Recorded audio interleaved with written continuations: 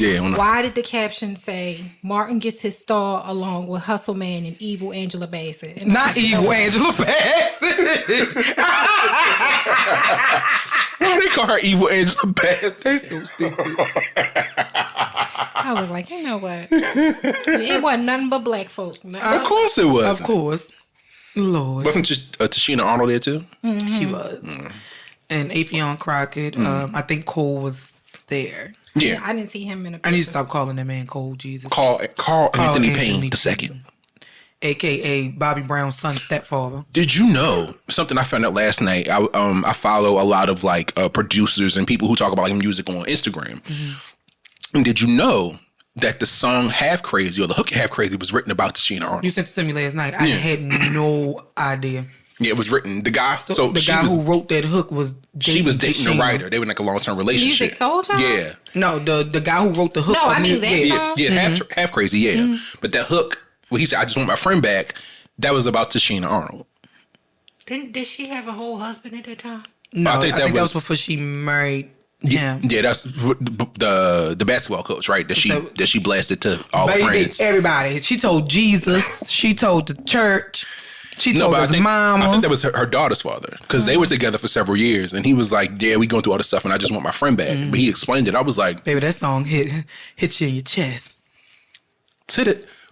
To this day, if I hear when them chords start on the guitar with Half Crazy, I'm like, oh, what are some songs for y'all that kind of like, as soon as you hear like the opening chords, it's like, oh, wait a minute. I gotta listen to this.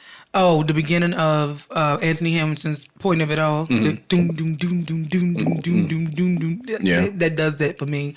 It's an Ozzy Brothers song. Voice to Atlantis for me. That's what it is. Yeah. Voice to Atlantis. As soon as they did, start, I was like, I feel like I need to be in a cutlass with a Pall Mall in my hand and a pinky ring on. Not a pinky ring. Tell him to Shirley, shut up, girl. We going to the pub. No, that's got meaning for me because my uncle's best friend George. That was Rest in peace, George. Yeah, that was our song. He put me onto that. I just think about him. It's crazy every time I hear it now. It's all like to me in my mind. It's him saying I'm here. So yeah, he was good people. It's so many good songs that evoke memories for us. The way make you think of a person or like a time or something. I feel like when I hear that song playing, I need to be in the car with the windows down, just feeling the breeze, just letting it play, and that fade out at the end is ooh. I just think of the video of that because is there a video for that song? For Half Crazy? Yeah, remember he splashed the water on his face, look up in the mirror, and that eye go like that. Shauna. That's why I think about the video because weren't we in high school when that came out? Yeah, it was like 0203. So. I was talking about Voyage to Atlantis. Sorry. No, I don't think it's a video to Voyage to Atlantis. No. But when he took them glasses off for the first time, yeah, because he had never had them them off. ignorant ass people we went to school with. They did. What were they saying? They was just talking about how his eye was cocked like a pistol. They said it wouldn't stop moving. They was like, he was looking forward, but that eye was like, nah. One person, I ain't gonna say his name. I ain't gonna say his really name because bad. I'm still friends with him on Facebook. It was like one eye was in January, the other one was in September. That's so mean. That's why I said I'll never forget that video because of I that. should have took a sip at that moment. They said, now who thought that was gonna happen? Nobody knew that because we had never seen him without his glasses, so we didn't know. But I feel like don't take away from your talent. That was music's those first like 3 albums were like his golden era. Like I just want to sing. What's the first? What's your favorite song on that first album? Merry Go Round. I was gonna say that too. What's your favorite song on music's first album? Is Girl Next Door on that first album or the second album? The first one, yeah. If I would have knew the world next door would have been you. I love that song. I'm looking it up now. We having this. Hold on, y'all. Welcome to this week's episode of Wine and Audacity, the podcast. I'm your host, Brandon Sicard, and I'm joined by 2 of my favorite people in the world. How y'all feeling this week? All right. Okay. You okay? Let's lift your spirits so we can go ahead and talk about music. Not the artist, but the actual stuff, because music is a good thing. So on that first album, there was Girl Next Door, Just Friends, Sunny. You know I love Just Friends. Merry Go Round, Love. I loved Love. Oh, he was doing his good singing on that album. Let's see, Just Listen came out in 2002. That was the second one, Just Listen. And that was Half Crazy, Don't Change. I love Don't Change. On that first album, he got a song about a chick that lied about her age, I think. Does he? Oh shit! I think I know what She was 17. It was like she was 17 years old, and I couldn't see her no more. What song was that? Look it up. What was the song called? I can't remember. I think it might have been 17 or something like that. So, I know what song you talk about. Yeah, it's the song called 17 on the album. I don't think I heard that one. But an underage girl. Music. Yeah, he used to have you in your feelings, child. That don't change. Put me in my feelings. It's a lot of Negroes. I'm like, you gonna love me if I get in a long way? Don't. Child. We ain't gotta go there. Listen to that and turn right around and sing R. Kelly. That was the neo soul era. That was towards like we the were end. in Music Soul Child, Joe Scott, Erykah Badu, Anthony Hamilton. That's when Maxwell dropped. What was it? Embryo? No. Embryo came out in '98. Now came out in 2001. With Gotta Know. Ooh. That's before he took that long ass break, and then he came back with For the Black Afro. Summer Nights, that Afro. Yeah. Yeah. Well, you know, He came back with the Max the Stallion knees. Maxwell? Yes, Girl, he was on the when we stage went to the dropping concert. it. Girl, he got to the concert. I said, wait a minute. I saw a video. Yeah, he killed that. That's one person who ain't never put on a bad show. So you know, one of the, I think it's the guitarist for, not the bassist, but the guitarist for Sade, for the band Sade, was his producer for like he's been the producer for all of his albums. No, I didn't know And that. I said, well, that's why he takes 15-year long breaks, because he been hanging around with them for And he so can long. come back with some bomb ass shit, and people is going to go. They going to buy it because they know it's worth it. Listen, that Luxury Cocoa Cure song, to this day, if I hear that song, I'm like, oh. I need a minute. Because he was fine. Not you need a minute. He was fine. Shit in that video. He was in that bathtub looking seductive at the You camera. know, my favorite Maxwell song is what's my Till the Cops Come Knocking. Oh, shit. I love Till the Cops Come Knocking. What's your favorite Maxwell song? And Don't Ever Wonder. I love Don't Ever Wonder. Mine is Dance With Me.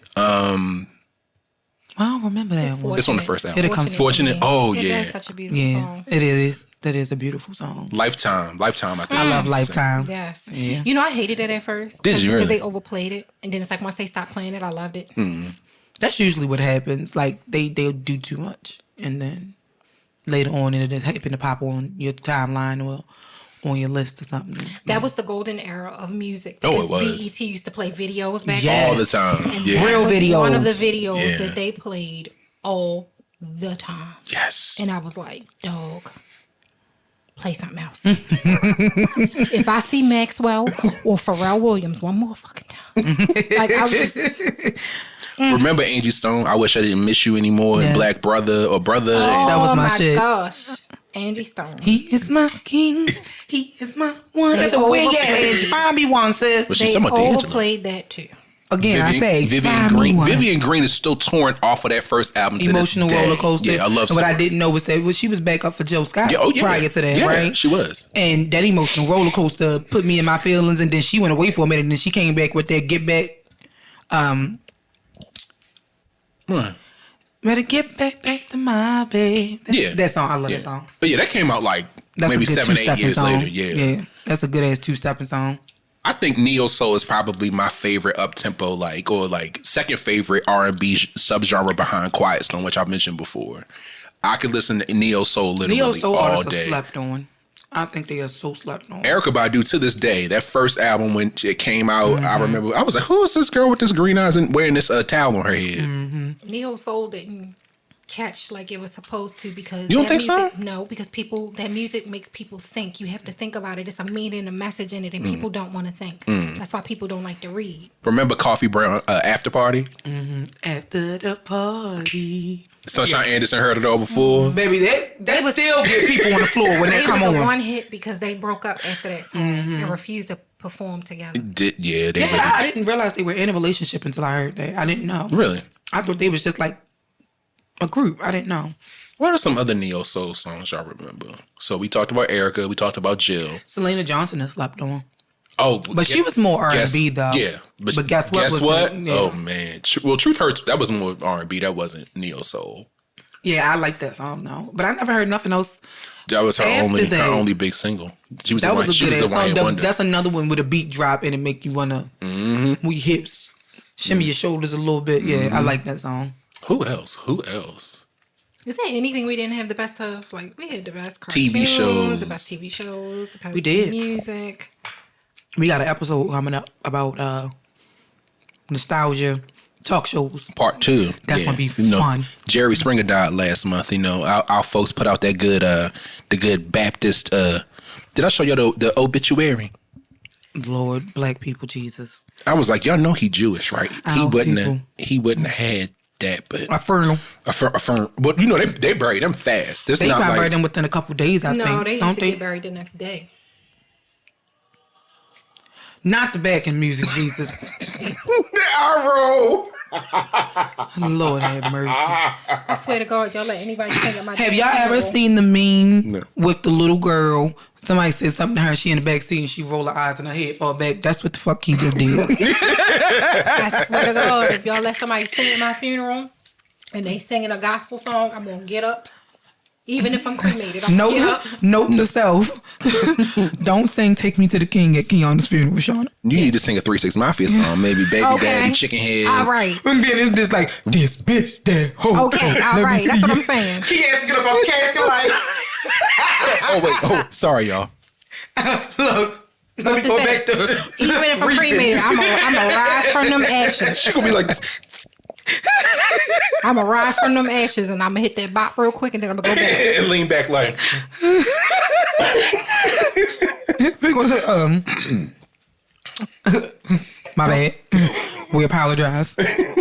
No gospel music. We had to have a quick moment. No gospel music. None. Zero. No gospel at all. No. You want We sang gospel at my funeral. I need some old school, You want some Hell Yeah Jackson? down home gospel music where niggas start kicking their shoes off and running around in church and fainting and then peeking up the stairs and everybody see that they fainted. I need you to do that. This is not you. What you having a tent revival for a funeral? Do that for me. Somebody got to act up because they be the people at the church I'll be laughing at. So somebody got to run around the funeral and faint. We'll tell one of your cousins to do it because I ain't doing it because I'm gonna be in there trying not to laugh. I ain't gonna do it. You know, you want him to. Keita will trip him. I'll trip him. Stern. Somebody got to act up. Lord, it's too soon. Take me, Lord. Aaron, Shauna was 116. We surprised you still living. Let it go. That was supposed to be me first. Take me, Lord. Well, you on your way out too. Somebody just put his ass in the damn ground with me.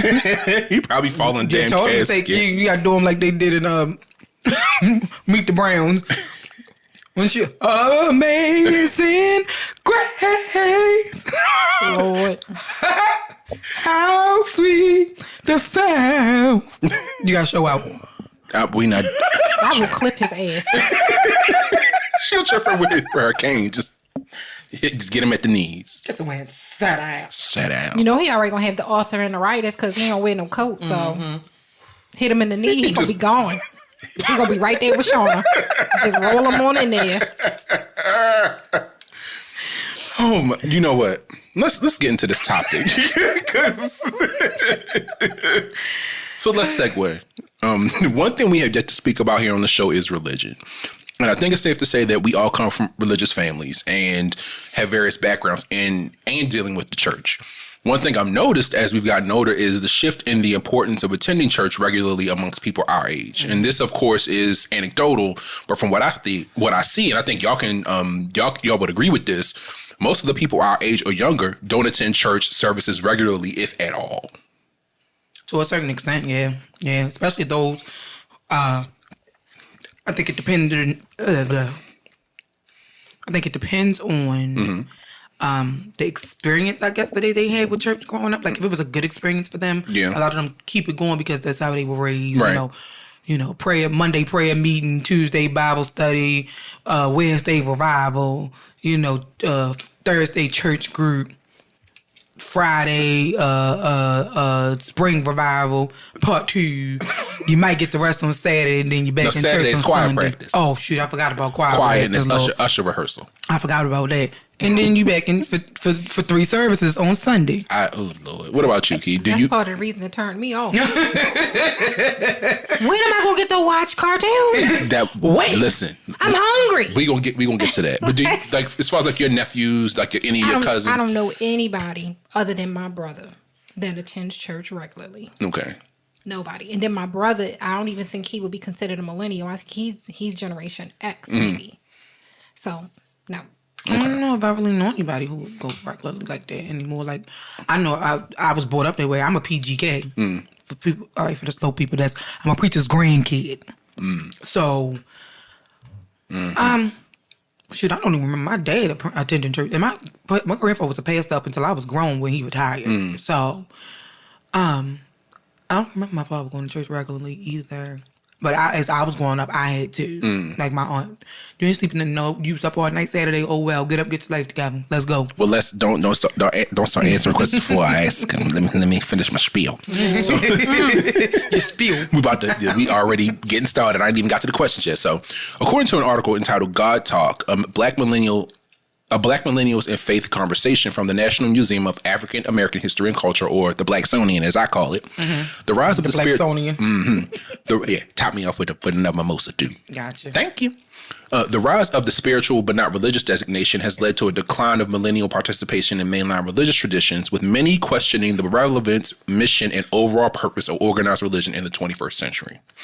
The article goes on to say that according to the 2015 Religious Landscape Survey by the Pew Research Center, you know we love research on this show. We try to speak from fact. American millennials born between the years of 1981 and 1996 are less religious than older Americans. The study affirms that millennials are less likely to ascribe to traditional forms of religious observance, but remain religious in their own right. They are finding and creating new spaces to have different kinds of conversations that are not offered in traditional religious context.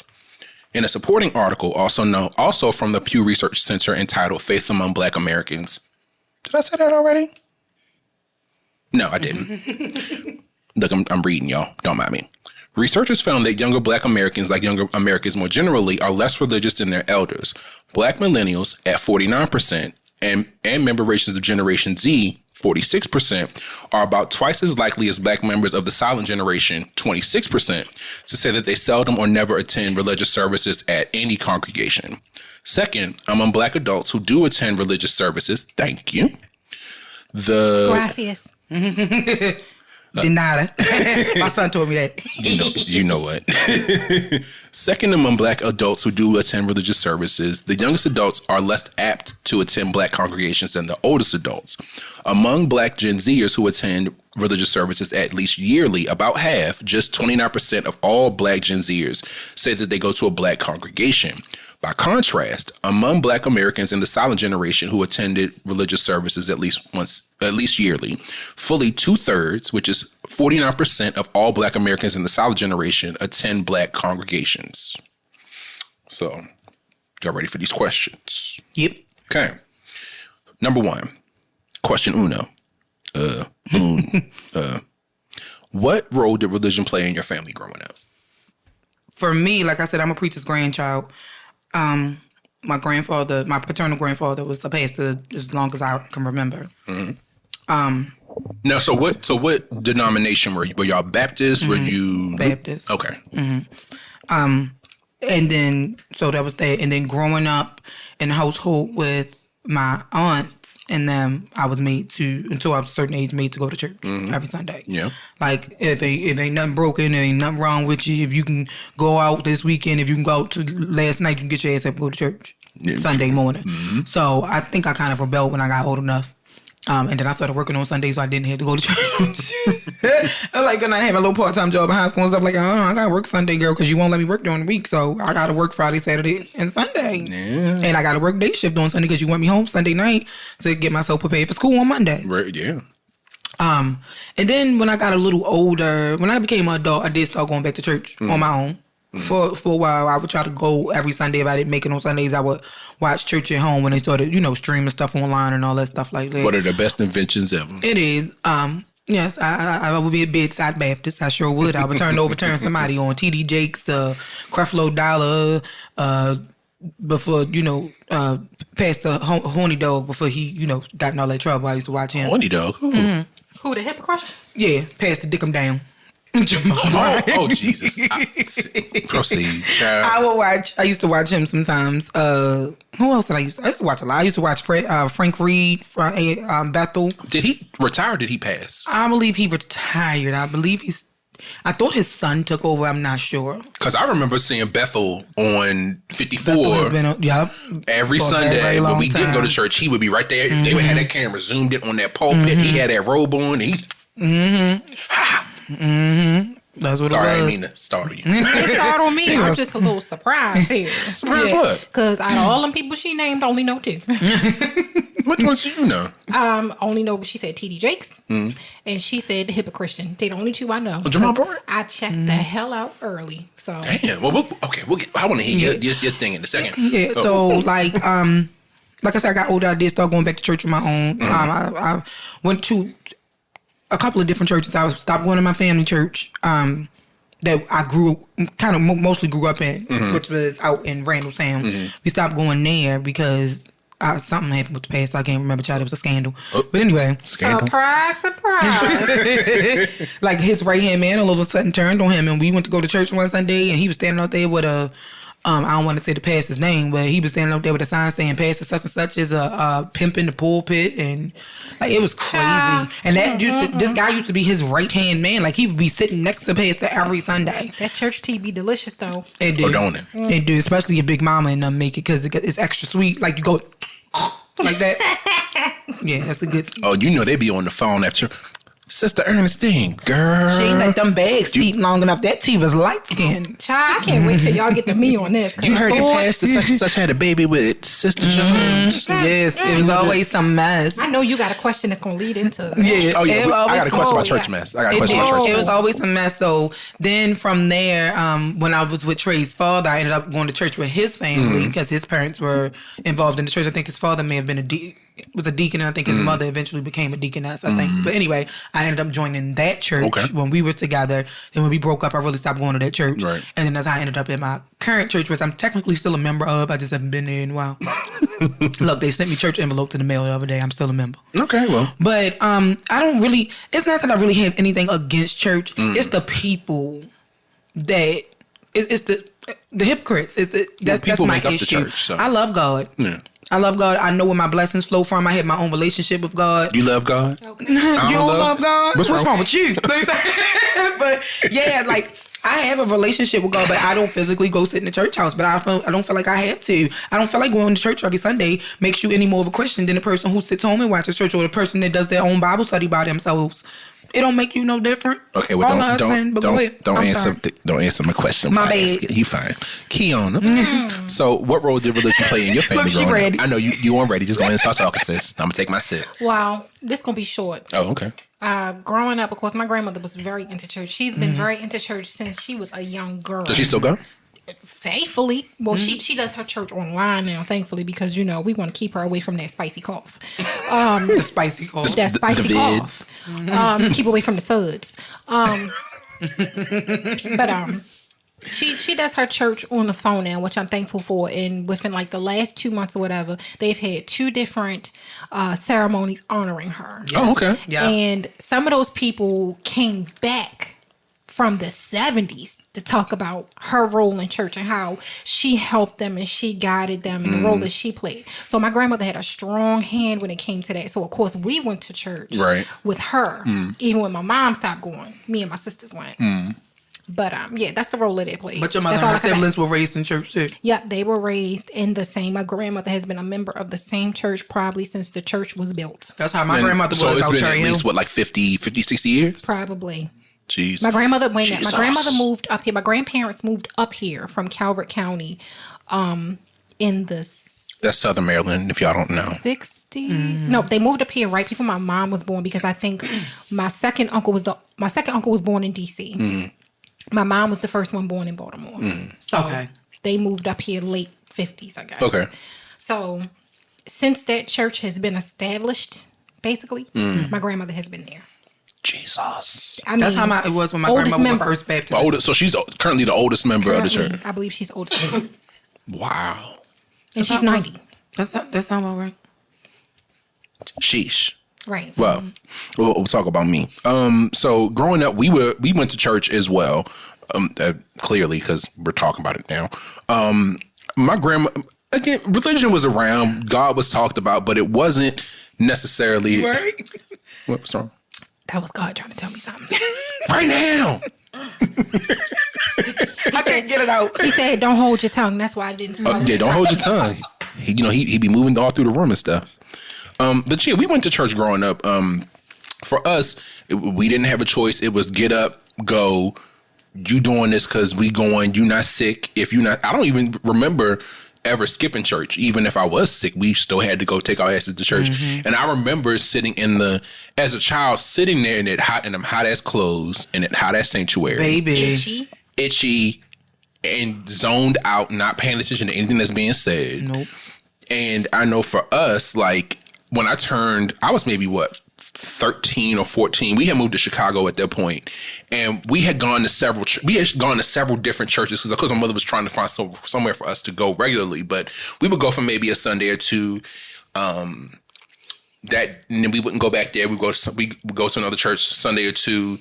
We wound up. So I grew up Baptist. My mother raised me primarily Baptist, but my father is Roman Catholic. So I've been going to mass since I was a kid. Know that. Yeah, my dad's Roman Catholic. So I've never been confirmed in the Catholic Church, but I've been going to mass since I was a kid. But we actually we were living in Chicago for a period, like maybe a month or two. We went to like a Kojic church, Church of God in Christ. And I was like, y'all can't wear pants in the sanctuary? You sure you want to go here, sis?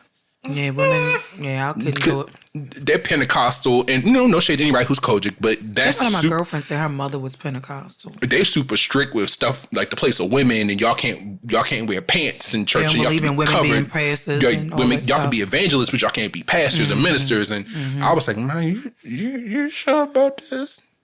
But I think around that period, she told us, and I would never forget this conversation. We was like, I think it's like a Saturday. And, of course, the thing was, start getting ready for church in the morning. But she was like, well, I ain't going to force y'all to go. So if y'all don't want to go, y'all don't have to. And I was that like, was the best words I ever heard in my life. All right, thanks, sis. And I sat my ass right back in front of the computer and made doing what I was doing. Because, yeah. And I don't know about my sister and her kids, but I haven't been to church regularly since then. And I'm 36 now. So that was 22 years ago. I haven't been to church regularly since I was a kid. Yeah, it was prior to COVID that before I started going regularly. Because I would be tired. Like, you just want to rest and stuff. And then I would hear that voice in my head. If you can go shake your ass Saturday night, you can get up and go to church Sunday morning. But was that a response due to guilt, or it was something that you genuinely wanted to do? Once I got older, it ended up being something I wanted to do. That's why I went when I felt like it. Right. So you led me right into my next question. That's why I appreciate both of y'all. What role does it play now, church or religion play now in your family? I guess in your family unit, being since it's just you, Trey, your brother, and D in the house. What does it play? What role does it play now?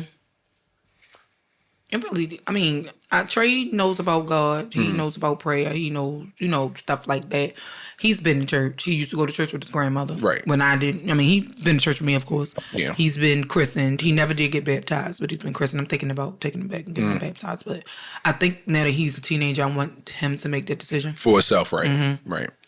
Because I didn't get baptized until I was an adult. Really? I made a decision to get baptized when I was an adult. Yeah. Wow. While I was dating Trey's father, I got baptized at the church I was going to with them. Like I said, in my household, we don't go to church every Sunday. You go to church regularly? I'm telling you, I have not been to church since you bought your house. Yeah, okay. I don't think I've been to church since then. Like I said, I might turn on one of the channels or something. I still pray every night. I just got my own relationship with God now. I just haven't been. I've been for some events and stuff. Like my aunt got, she's graduated. I think she graduated from a discipleship class. I went to church for that. Right. At the time of this recording, I'm going to church tomorrow. That's because my nephew is being christened. So I'll be in church tomorrow. But you're going for a specific reason, not because you're just going for the service. Like I'm not just going for the service. And when I get that feeling like I just need to sit and hear from God, I'll pray and I'll turn on my music. My gospel music, and I'll be fine. I'll just sit and have my own conversation with God. I don't feel like I have to sit inside of a church to have a relationship with God. I'm not against church. I want that to be known. I'm not against it. I just don't feel like it's unnecessary. Me not going to church does not change my relationship. Oh yeah, it's not gonna I'm gonna get to the gates and he was like, you can even take your ass to church on Sundays. You know what I'm saying? So that's what bothers me about people. They feel like, oh, I go to church every Sunday and I do that. Okay, well, you churching on Sunday, but you dotting and bopping Monday through Saturday, so you can't look your nose down at me. Yeah. That's when you ask them for their address so you can send them a congratulations cookie. What about you, late edges? What role does church play in your family now, in your family unit? Well, with my son, I decided I'm going to let him make his own decision with that. There's so many different religions out here. True. It depends on your lifestyle, what you plan to do with your life, and how you feel about things. So I'm going to leave that. I've always decided to leave that up to him. I've had talks with him about God and stuff like that, of course, because I had to explain to him about my grandfather. You know, he got to know my grandfather. One minute he was here and then he wasn't. Right. Yeah. Then his own grandfather passed away. Right. About a year ago. So I had to, we've had people pass over the years and I've had to explain things to him. Does he have like questions, or has he come to you with like faith-based stuff? Like, absolutely not. oh, okay. Because he is a resourceful kid. So I think if he has questions, he's going to research it himself rather than ask me. But as far as me and my mom goes, like my mom, we are people who believe in, saying prayer over our food. So we will say prayers over food and stuff like that. Or we'll say prayers at night and stuff, but we don't push it on each other. Right. Yeah. But as far as the last time I went to church, I don't think I was 10 when I stopped going. Oh, wow. I was young, and it was an incident that allowed me to stop going. And I don't know if this is going to lead into the next thing, but I used to go with my grandmother, and at this point, I think it was the only one of my sisters still going. And I don't know what it was with this lady, but this lady was just like very negative. And she said something smart, and she brought my mother into it. And I'm like, I'm this young, I'm not cussing. But if I was old enough to cuss, then I would have like, bitch. You know what I mean? I would have hit her with one of those. Right. Baby, she's about to find out in the name of the Father, the Son, and the Holy Spirit. So I went right home and told my mother what she said. And I was like, I don't want to go no more because I don't like them people. And my mother was like, okay. So I stopped going.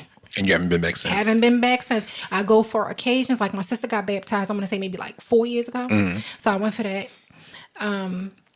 If my grandmother had been, those two ceremonies, if they have been inside the church, I would have gone. Right. But if it's something there, I'll go for it. But I'm not just going to go. Okay. And as far as the role that it plays in my family now, I'm a family of one. I live all by my lonesome. Yeah. I'm a member of Bedside Baptist as well. But again, for me, there's an additional layer that I have to look at things with as far as, being attracted to the men's and whatnot. The men's, yes. That's why a lot of them ones at the church is attracted to the men's too. I can't wait till we get to that point. Can't wait. But I think for me, as an adult, I haven't been to church like he and like Shauna. I go for special occasions. If somebody's getting christened or a baptism or like a ceremony, I'll go for that. I've toured cathedrals and churches to take photographs, but to actually attend a religious service, of course, and funerals. But funerals. But yeah, I have not been to a church service since then. I actually found a church. So to back it up a little bit, for me, being a gay man and being an out gay man, I have to take into account messaging when it comes to churches. And I mean, I hate to say it, or not to say, I don't hate to say it because it's a fact. A lot of churches, and again, I've never attended like a multicultural church or a white church. My church is black. I wouldn't feel comfortable going to a church that's all white because I need a little sazon, a little adobo, a little seasonal in my prayers in the church. I need the sister with the big arms, cooking church with the piece of meat right here. A piece of meat. That's how you know your green's about to be fire. Always are.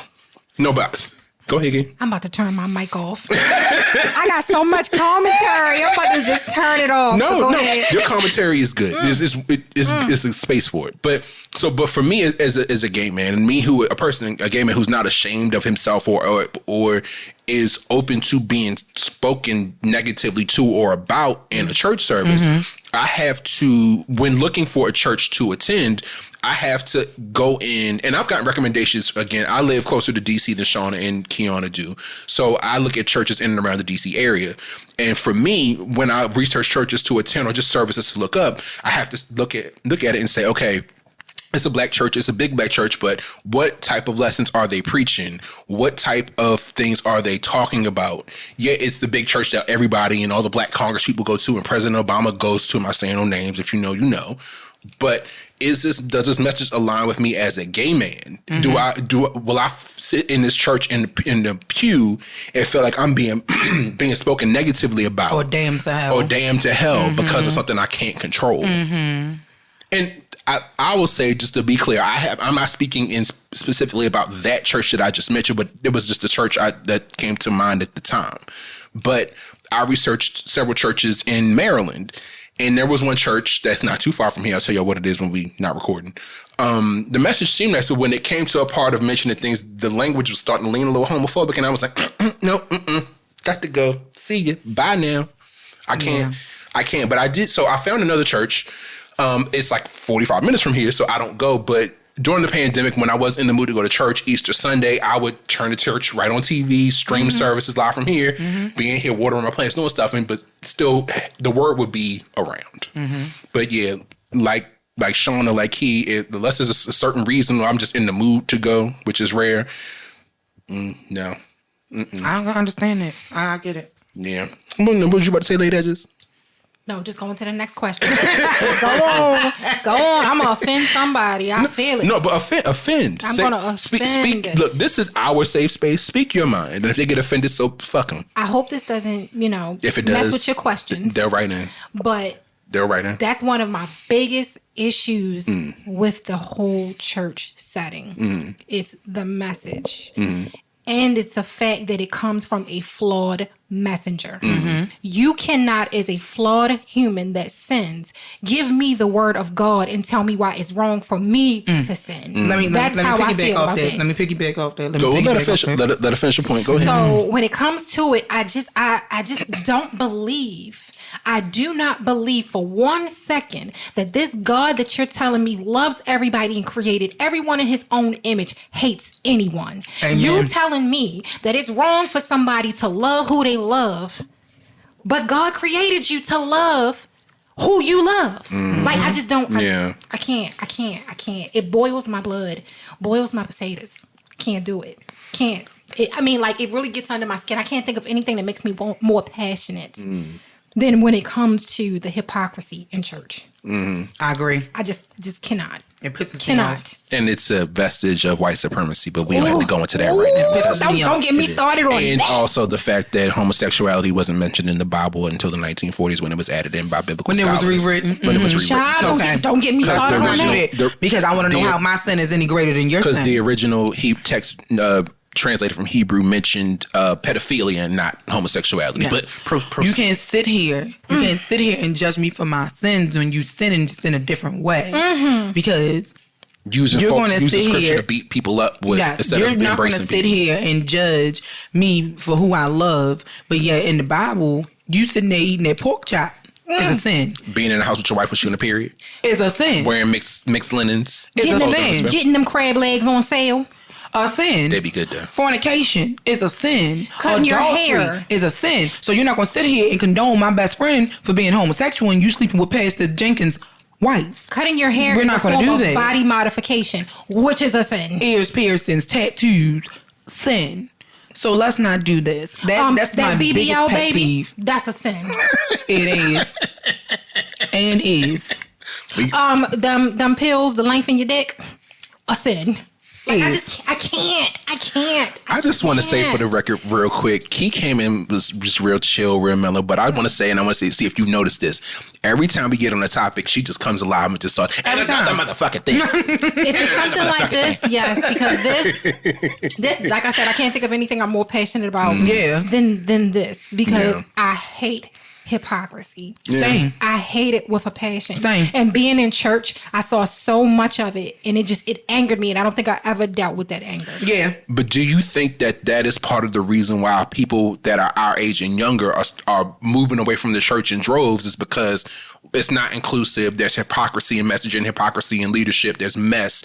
And you can't say God is, like you said earlier, you can't say God is love and God, we're all made in God's image in one breath, and to condemn people to hell for the things we just mentioned. I think we have our own minds. Yeah. I think we have our own minds, and we have the ability to make up our own minds and to think for ourselves. So we don't have this book that's been modified and changed multiple times dictating our lives. That's what I think. Child, let's move on to the next question. Sorry. No, you good. You good. I'm sorry. I'm just saying. Child, it's going to be another 2-hour-long episode. It's fine, though. It's fine. So, I'm just saying. So, okay. So let's pivot a bit.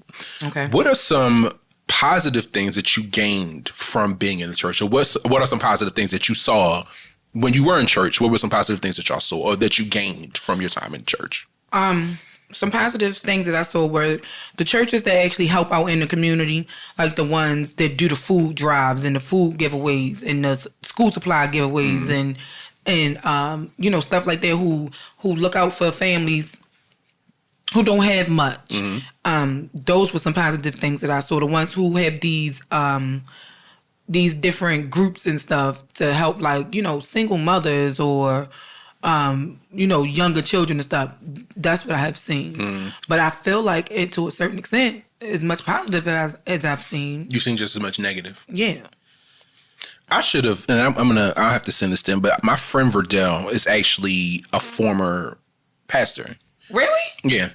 Oh, I didn't know that. Yeah. He has his, he's spoken Is that the of one his. that live in California? No, Dell is Will's boyfriend. Oh, right. Yeah. Okay. I he don't remember come him. around much because he don't like being around people. Like so he be in the house chilling. Well, damn. Yeah, I need some remember tips him. from him. Well, yeah, but he's a former pastor, and he's spoken. And I'll send you his TikTok account because he speaks about like what he learned and what pushed him to like step away from religion after going to was it divinity school? Yeah. I think it's divinity school, yeah. And then going through the whole process of learning how to become a pastor and then actually doing it for several years and then stepping back being like, wait a minute. But I'll send you his TikTok account so you can see his videos. Okay, Keith, so what are some of the positive things that you saw or what did you gain from nothing at all? My entire experience was negative.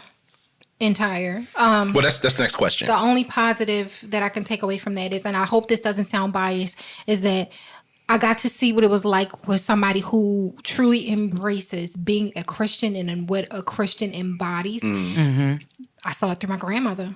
Like, I used to work at the soup kitchen with her, and I would say some of the ladies were nasty, and it was like, what are you here for? You know, that was really my question in my mind, because people would come in. Like, I remember one child used to come in by himself, and I'm like, he came in without a parent, without anything, and he couldn't be no older than 10. And I just felt so bad. You know, at this time, I think I was probably about like 16, 17. And I felt so bad for him. And I was like, for this little boy to come in here and sit down and eat, you know what I mean? Like, it's got to be a bad situation. So me, I'm wanting to do more because I'm, you know, in my mind, I'm a humanitarian.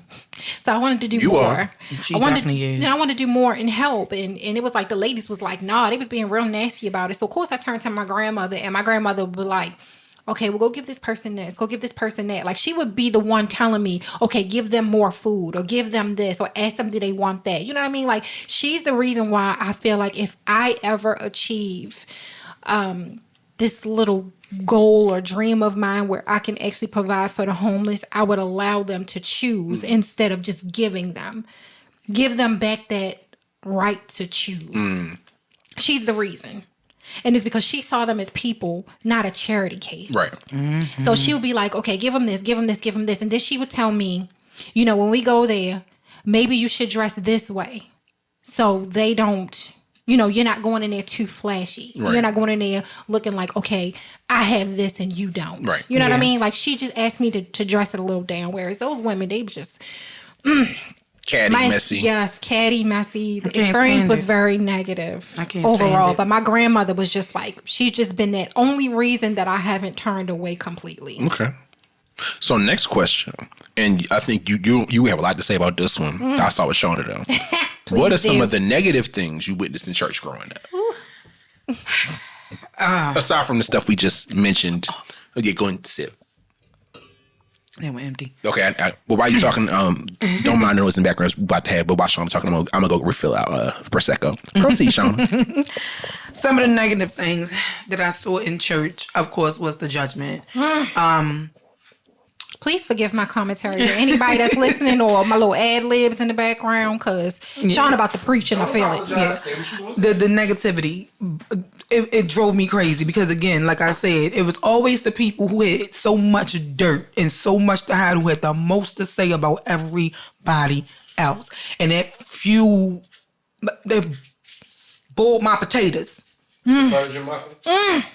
It did. It burnt my grits.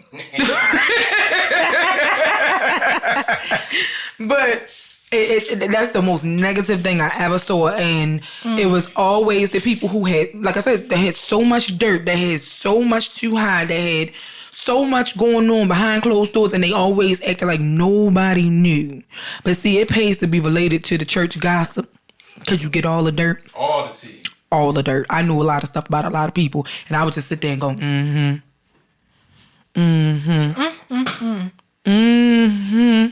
because you knew what they were doing. You knew that they were sleeping with the deacon and smiling in his wife's face. Child. Like how you laid up with this man and you just did his wife hair yesterday. Like, come on. Child. Come on now. Come on. Let's be real. We need more juice. Lord. No, it's still a lot left in there. Lord. But yeah, that was one of the most negative things I ever saw was the people who were so judgmental.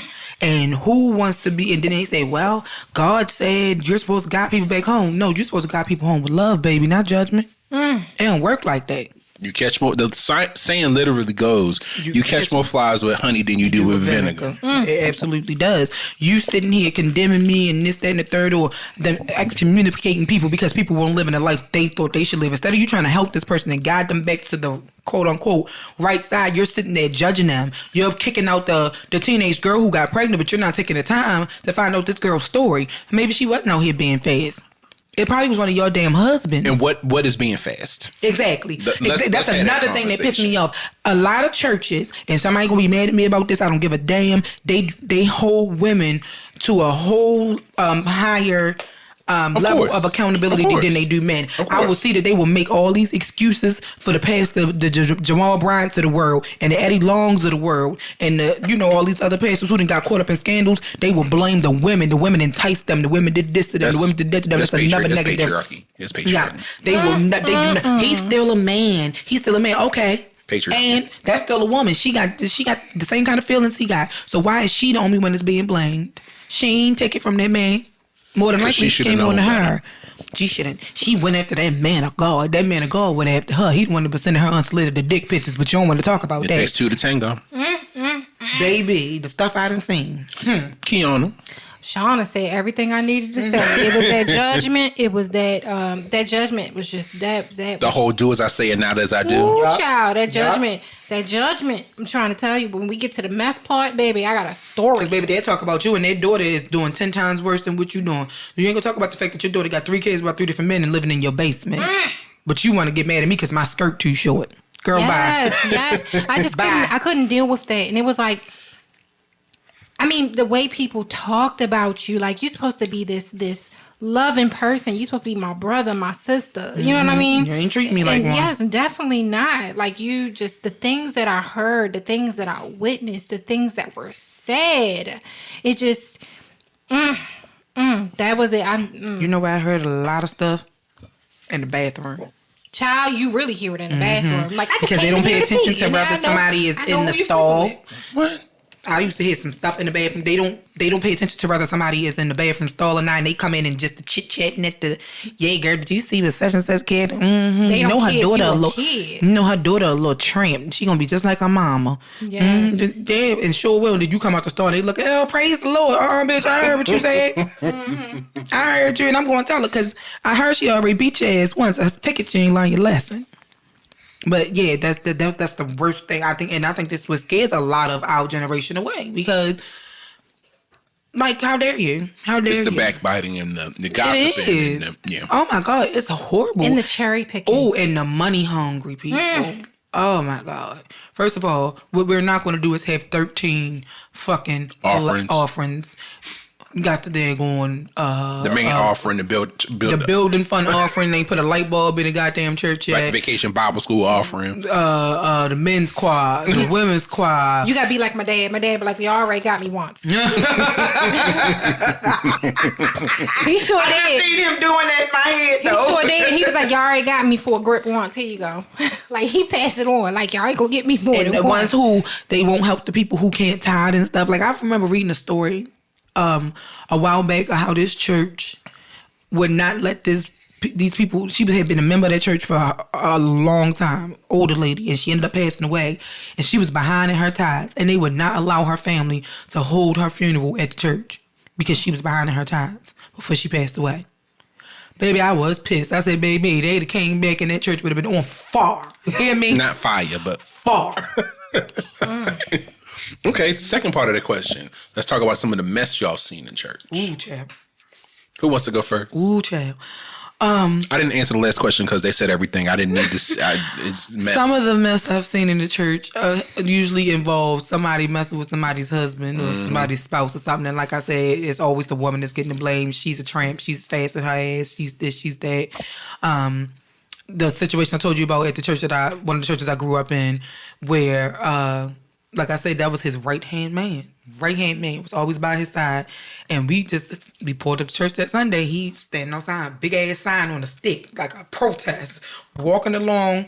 This church was right off of Old Court. So, you remember where Gigi funeral was at? Mm-hmm. Right across the street. That used to be the church. And Marches bought it. So they was across the street. And he walking up and down. It wasn't no sidewalk there, so that made it even funnier. Because it was just like grass and gravel, a ditch and some other shit. And I was just thinking he was going to fall in that damn ditch. But anyway, he marching back and forth. And I think I was maybe in middle school. So I didn't understand what was going on at that moment. And I was asking questions. I was like, Auntie, because I was going to call my aunt. Like, girl, what's going on here? Because I remember that deacon such and such, like, what's going on? And it sure did. Pastor such and such is a pimp in the pulpit. Pastor such and such is a thief. Like, he had a different sign every Sunday. He was out there for a few months. Wait a minute. But then the funniest part about that is he was staying out there as long as people was riding down the street. He was staying out there with that sign. And as soon as everybody got in the church and service started, he would come in and sit in the back of the church through the service. I was so confused. I was like, what is going on? Like, I never did get the full story because, like I said, after my grandmother died, we kind of stopped going there, and we ended up at the church that most of my family ended up transferring to this other church, and then my aunt, she ended up transferring back to my grandmother's home church after my grandmother died. Okay, they out in Cherry Hill, so I think she's the only one from our family that still goes to that church. We go up there for like special events and stuff, like anniversaries and stuff like that, but. Yeah, that's most of the mess that you see is always involving something like that. It's always money related or it's always sex related. In black churches, usually. I can't speak for, the only people who I knew were Catholic growing up was my middle brother. He was raised Catholic because his grandmother was Catholic. Okay. So I only been, and I think the only time I ever went to their church was when our grandmother died. Right. Because she was our grandmother, even though she wasn't my biological grandmother, she was our grandmother. Right. When she died, and their service was so quick and to the point, I appreciated it. Like times. They did what they did. We had the deal. They gave communion out, said a few Hail Marys. It was time to go. I was church by 12, 15. Baby, not in the Baptist church. Yeah, so 3 in the afternoon. On Monday morning. The sun will be going down by the time you get up out of there. I'm going to let y'all go with one more thing. Take your time, Pastor, bitch. No, I'm hungry. The line at Old Country Buffet is long. I'm ready to go. Hungry. I'm ready to go. I would have blew something up if we sat there all damn day just to go to Old Country Buffet. That's what we did at the church. They ain't seasoning food at Old Country. That food was the nastiest I have ever had right in my there entire on Route life. 40. Right, that's back when Discovery Zone was in the same shopping center. Yep. Right when that Applebee's opened, right across from right that first Applebee's first opened. And that Krispy Kreme's was a McDonald's. Yes. That's the Krispy Kreme's name. Next to the Applebee's. In Winters Lane? No. Where the Applebee's is on Route 40. Remember, that was a McDonald's right there. It's a Krispy Kreme's thing. Sit right directly across the street. In the same shopping center. Where Applebee's is, but it's like across the parking lot. It was a McDonald's. It's a Krispy Kreme. I don't remember that. It's a Krispy Kreme's with a drive-thru. Where the Hollywood video used to be? Yeah, because that's a Five Below now. Or that's been like 20 years. Hollywood Video been going. And then it's all these Dollar Tree. Well, CC's closed. Well, CC's been gone. Yeah. CC's is a Lima's now or something. Lima Pizza or... I mean, not Lima Pizza. Lima... The Peruvian chicken? Yeah, it's one of those. All right, Keith, what about you? What's some of the negative stuff? I know you've been waiting for this question. You've been waiting for it. I'm just cutting my mic off. Hold on. It was one. It was like I'm gonna try to summarize this, because we be going. Why? So you can talk. No, cut that back on. It's back on now. Yeah, because we like ad libs over here. We like commentary. You know what I'm saying? You know what makes a good song? The ad libs. Wait, hold on before you do that. We're going to take a quick commercial break before we get into her questions, and we're going to be right back. And we back. Go ahead, Keon. Is you ready? No, is you ready? I'm ready. Now go ahead with the mess. Let me pour myself another drink. Because this fitting to be good. So it's been many situations. Now, mind you, I said I stopped going before I was 10. So for me to be that young and to hear this stuff, it had to do a lot on my little mind. So... me being young, I noticed things. This man was a little flamboyant. He was a little girly like me. How you do it? Yeah. Hey, I'm sorry, I get sick whenever I pray to do that. Had the full catwalk going. It be a lot of them, honey. Come on, saunter. That's a saunter down the aisle. We'd be in church, and they all love him. Was he the choir director? No, he played that piano though. I'm about to say, close enough. He was either a choir director or he led the dance team. He played the piano. That's how the one at my mama church is. Too much. He had the switch going. You know what I mean? They loved him in church, but the second we got out in that parking lot, they was calling him all kinds of, the F word. I'm not gonna say that because I don't like that word. They was calling him. I appreciate you. Yeah, they was calling him that and talking about him, and then I'm like, dang, you know what I mean? Thinking he really a bad guy. Come to find out, the main one talking about him got a son that's in prison with a whole boyfriend. So I'm like, and I had to hear that from other folks talking about her. So it's like, child, you talking about him, they talking about you. I mean, it was like everybody was talking about everybody. But it was like in my little mind, I was a tomboy. Like I told y'all before, I was a tomboy. In my mind, I was waiting for somebody to say something slick about my grandmother so I could fight, knowing I was going to get in trouble because she didn't play that. I was just waiting for it. But of course, nobody could say anything because my grandmother was one of those people. Like I said, she always helped people. What can you say about her, though? Yeah, she never... What can you say about grandma? I can tell y'all some stuff about it y'all probably wouldn't even believe. Well, that's your grandmother. I mean... Yeah. Don't let that sweetness fool you, though. Same thing with your mother. Same thing with you. We know you have to get it from someone. Don't come for grandma. What's sweet about Hey, me? grandma. You're nice to us. Okay. I'll take it. Most of the time. I'll believe that for the moment. You ain't mean to me. Even though you be scaring me sometimes, but you ain't never been mean to me. I'll let that. I just get an occasional side eye. I mean, a side eye is one thing. A cuss out is something else. But proceed. I don't cuss y'all out. No, yeah, you don't. But no, it was just not us at this table. Yeah. That's what I meant. We don't talk about who went. It was a lot of gossip. You know what I mean? And the gossip was juicy. And I wish I had been messy back then because I would have full stories to tell y'all. You know what I'm saying? Then it was like one situation. Then it was one situation, I believe, where somebody pull some of that communion wine, please.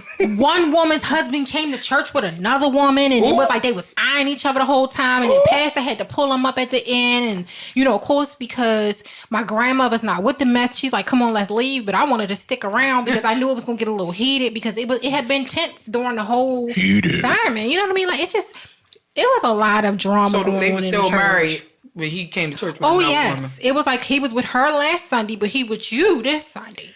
So that was messy as fuck. Like, why you bring us to the same church? Lord. But my favorite is the one where I mentioned they was talking about the obviously gay guy, but your son is in prison for life. Turn his ankles into earmuffs. Okay. Okay. He praising the Lord with his toes. Okay. Take me to the king. See what I'm saying? See? I just, I'm going to keep it right there. Something about that name Jesus.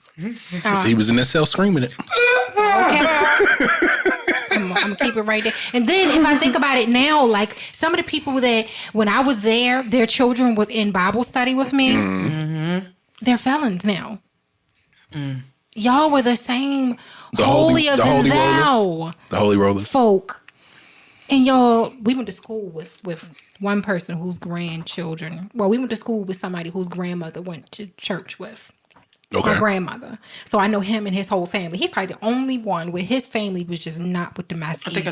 I think I might know who you're talking about. His family was not with the mess either. Like, when I think about his grandmother, like, rest her soul, I loved her. She was one of the main reasons I wanted to go. You know what I mean? Like, she was one of the reasons I wanted to be there. Mm-hmm. But them other folks...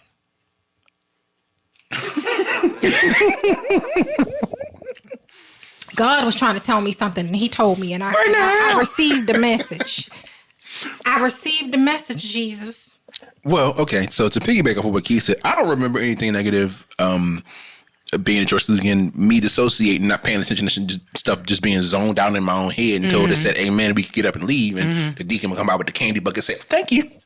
And then you could run to the car. Oh, y'all had a candy bucket? We didn't get no candy bucket. Now, depending on what church we went to, we did get dinner. That was the one church. thing I looked forward to every Sunday. Like, if it was special events and shit, we might, get cake and punch, like if it was to pass the birthday or... It was one of them old, the Great Cookie used to sell, but they still sell them in the plastic buckets, the snickerdoodles. They like $17,000 a pound now. Now, yeah. Mm-hmm. But he repurposed it, used to put like the blow pops and all sorts of candy and stuff. It was good. It wasn't cheap stuff. It was the good stuff. And the strawberry candies that everybody knows, but nobody know the name of. Nobody know what Oh, with the little jelly inside?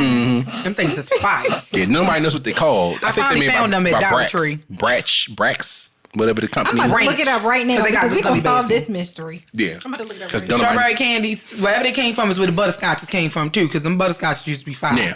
And everybody's grandmother always had them, but nobody know where you got them from. And the Werthers. Hard mint. And the Werthers. Yeah. Oh, I found some. Baby, they got chewy Werthers now. Mm-hmm. Yes. They got tea-flavored Werthers. And when I say they taste just like a cup of tea, they taste just like a cup of tea. Are we at that age now? Are we talking about hard candy? Yes. They do. They got the soft, and they got the regular soft caramel, and the soft peppermints. Yes, I got a bucket of them in the house. I got some in my purse, I think. You want one? Sure. If you got so I take a soft peppermint. That's my favorite kind. One was like a cylinder shape. Yeah, the ones that melt in your mouth. Mm-hmm. Yeah, I got some in my purse. Oh, child, I ain't had one of them in years. My mama bought a bucket of them and she left them at my house, and I was like, she was like, I left my mints. The same way if your mother hears this, that gumbo I made for her, that's was sitting in your. Came back and got it. Shauna ate it by now, but it was sitting there for at least a year or so before Shauna ate it. She kept forgetting. Yeah, I got one of the mints in here somewhere. But the negative stuff I've seen in church, I don't remember because when we zoning out and just disassociating until it was time to leave, I don't remember much mess. But I'm sure if my mother was still around, God bless her soul, she would have some. Thank you. Oh, this one to cook. They're called Strawberry Delights. Oh. They used to be bomb. Probably buy it from like CVS or Walgreens or something. They had them at Dollar Tree one day when I went in there, along with the spearmint mints. The spearmint? Yeah, the red and white ones and the green and white ones. See, your grandmother had the ultimate person. She had both ones. Well, it depends on what brand. Some brand is called Strawberry Delights, and some of them is just called Strawberry Filled Candies. Okay. We went them from Brax. That's the dollar. Oh, okay. That's the dollar store ones. Ooh, excuse me. Okay, that's Boost Box. Mm-hmm. Sorry, y'all. What's the brand called? BRACH. Brack. Sorry, y'all. We're having a hard candy interlude. Thank you to our sponsor, Hard Candy, for providing us with years of refreshment entertainment during long church services. The grandmothers and the elders, thank you. Yeah, strawberry filled hard candy. Next question. So, Key, you touched on this briefly, but Shauna, what was the reason you personally stopped attending church regularly? Or was there a reason, or did you just not want to go anymore? I don't think I had a legit reason. Like, I just stopped going after a while, and then some Sundays I would get them like, I'm up, I'm going to go to church. But I don't really think it was like a big reasoning behind it. Like a declaration, like, I'm not going. Like, fuck this. Yeah, it wasn't nothing like that. Okay. Yeah, it's not no big reason around it. But, yeah. Like I said, I still got my relationship with God, so I don't think it makes a big difference, honestly. Yeah. Same. Yeah, I talked about when I was 14 about how, I mentioned it earlier, so I won't repeat myself, but yeah, I mentioned it earlier about why I stopped attending church and haven't been back since. All right, next question. If you think about how our elders approach faith in the church as an institution, what does faith mean to you now as an adult? To me, faith is just, putting trust, having faith that, putting trust in God that He's going to work it out. Mm-hmm. That's how I was brought up. I was always told you only need faith the size of a mustard seed. Mm-hmm. So try to be, it's about kind of like, I guess, being positive about the situation. Like, okay, this didn't work out, well, this will work out. Mm-hmm. So I still have faith. Mm-hmm. I will say that. I've never let people shake my faith. Right. Yeah, so that's all it is. It's just having trust in God that He gonna work it out. Or it don't have to be God. It can be whoever you worship. Mm-hmm. I don't judge you. The universe, Buddha, whoever else. Crystals. Yeah, incense. If that's your way, that's your way. I don't judge nobody. Faith is faith. Who you have faith in, or who you believe in, is not going to change. Right. Me. So. I'm sorry, but the peppermint was real good, by the way. Proceed. It's not going to change. It's not going to affect me. Mm-hmm. And that's why I always feel like people need to mind their fucking business. Like, mind your business. Okay, you believe in God. That's fine. But if this man believes in Allah, and this man believes in Buddha, and this man believes in crystals and rocks and stuff, how is that your business? Right. It's not your business to try to get somebody to believe in what you believe in. You cannot force your religion on the next person. That is the problem today. To me, that just pushes them further away. And we need to talk about politics. You the representative, so why the hell would I want to worship who you worship? Because you get on my motherfucking nerves. So if this is how his people turn out, I don't want nothing to do with it. That's all I'm saying. I didn't forget the question because she done took me to a memory. You want to go ahead and share the memory before you ask the question? It was just a memory where back in the day where I actually entertained people on the internet. And it was the situation where one of TLC's families that they like to post or whatever, one of the members of the family had gotten in trouble for some kiddie stuff and for not being able to keep his hands to himself. Okay. Child. You're talking about the network TLC. Yeah, not the network group. TLC. Oh, the Duggars. Yeah. Okay. And, I was like, the group, like, what? But Tiana, Chili's, Rubber Cotton? And it had just come out about how he had inappropriately touched a couple of girls in the family, including and how the family, that's what I'm talking about. And the family had sent him off to do missionary work and stuff like that. And somebody in the comments was like, well, God says that we're supposed to hate the sin, not the sinner, or whatever, blah, blah, blah. And I was like, okay, I can agree with that. And then somebody comes up behind and say, no, we can hate the sinner because God gave us the right to hate the sinner, just like God gave us the right to hate gays. And I was like, hold on, that's what caught that me. Is. That's what I was talking about. That's what caught me. And I was like, so y'all will be on here trying to explain away this man's inappropriateness and his sin and dull it down and tell us that we shouldn't hate him for it. But the second somebody comes out and say, oh, I love women because I am a woman, or I love men and I am a man, then y'all want to get all up in arms and want to start praying and shit. That annoyed me. Y'all talk about gay being an abomination, but somewhere in the Bible at one point it said that if a child disobeys their parent, the parent can stone them. Yeah. See what I mean? So should I go home and stone my goddamn son when he don't listen? No. It don't work like that. I won't say that cherry picking. Yeah, the cherry picking. That is. Cherry picking. That I won't say that shook my faith, but it definitely made me kind of look at religion a little bit differently, because then I saw how people really shape it and mold it to fit their narrative. Yes. And I just hated that with a passion. Yeah. But for me, faith is just having all sins are bad except for mine. Yes. Yeah. Faith is, or the ones that you want to excuse. Yeah. Or they use God as the justification, and I've seen this a lot. Unfortunately, with a lot of evangelicals. I'm not saying all evangelicals, but people who have found their way to incorporate evangelical Christianity into politics. Yes. And to say, ooh, don't get me started on that. To say that this is a Christian nation when this should be that way, because where does God preach hate at? Our God says that this is wrong or that's wrong. And it's like that annoys me, because it's like, if you can look at that and say, well, God says this about this, then why can't you look at it from a broader spectrum? Like this whole, I don't mean to get into abortion because I'm pretty sure we're going to get into that. But for you to say, or for you to say, God is like against abortion, blah, blah, blah, blah. Well, guess what? Didn't God create these doctors performing it? Yep. Didn't he create the person who dreamt the idea of it? Yep. Abortion came from an idea first. Yep. It was tested, it was tried, it was improved. It's a medical procedure. So whoever came up with that idea was created by God, right? They only against abortion until they have to force their mistress to have one so that their lives won't be ruined. I'm pretty sure we're gonna have a topic about this because I'm not gonna try to get too deep into it You because can I if have you want a lot of questions and a lot of things. Yep, And then- politics. And then speaking of questions, Yes. this is another thing when it comes to faith. Like I'm gonna say that my faith was shaken ever or tried or tested, but I have had questions, and I noticed that when it comes to the Black community and church, you're not allowed to ask those questions. Yeah. And when you do ask Yeah. those questions, it becomes a problem. Like I remember the one time I was in church and I asked a question. I said, okay, how come dinosaurs aren't mentioned in the Bible? Where do they come in at? And I was like scolded heavily for asking that question. And then I remember asking another question, and it was like, well, you're not supposed to question God. You know what I mean? It just I've been told that. my thing is, didn't God make me inquisitive? So why can't I ask questions? You have free ain't will. Ain't that natural?